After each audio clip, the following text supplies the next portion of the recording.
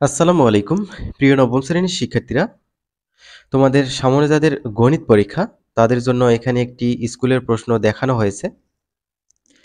তো এই রিলেটেড প্রশ্ন যাতে পারো সেটির উদ্দেশ্যেই আমরা এই প্রশ্নগুলো দেখিয়ে থাকি। প্রশ্নগুলো সলভ করবে যাতে তোমরা এরকম প্রশ্ন সংখ্যা চেঞ্জ করে দিলে পারো।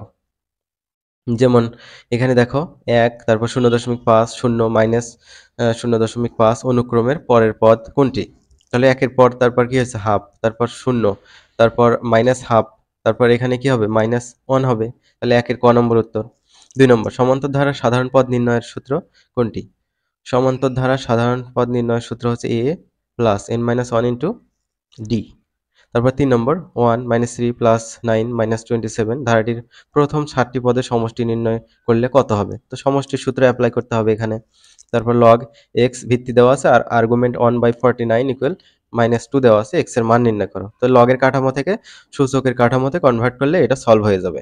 তারপর আদর্শ ভূমিকম্পের ক্ষেত্রে নিচের কোনটি সঠিক? তো এটা তোমাদের বইয়ের মধ্যে হুবহুব দেয়া আছে, বইয়ে খুঁজবা পেয়ে যাবা। ৬ নম্বর x⁻n = 1/x⁻n এর ক্ষেত্রে শর্ত কোনটি? এটা কিন্তু বইয়ের মধ্যেই তোমরা খুঁজে পাবা। তো সুতরাং তোমাদের কি করতে হবে, এই রিলেটেড প্রশ্ন যেগুলো তোমরা পারো বা গাইড আছে তোমাদের, গাইড থেকে সংগ্রহ করে পড়তে পারো, তোমাদের অভিভাবক বা হোম টিউটরের থেকে এগুলো সলভ করে রাখতে পারো যাতে এই রিলেটেড প্রশ্ন আসলে তোমরা অনায়াসেই পারো। ঠিক আছে?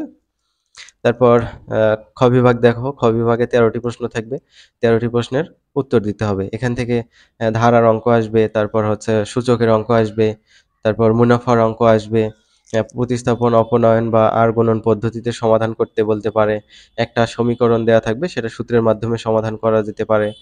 তারপর ত্রিকোণমিতির অঙ্ক থাকবে। অ্যা অ্যা রেফারেন্স কোণ বের করতে বলতে পারে, তাই না? তারপর পরিসর এখানে বের করতে বলতে পারে, প্রচুরক কাকে বলে, প্রচুরক নির্ণয়ের সূত্র, এগুলো সবগুলোই তোমাদের জানা উচিত। তারপর এখানে ১ নম্বর দেখো দৃশ্যপট নির্ভর প্রশ্ন ১০টা থেকে ৬০টির উত্তর দিতে হবে। এখানে একটা উদ্দীপক দেওয়া আছে বা দৃশ্যপট দেওয়া আছে, এটা দেখে ক এবং খ এর উত্তর করতে হবে।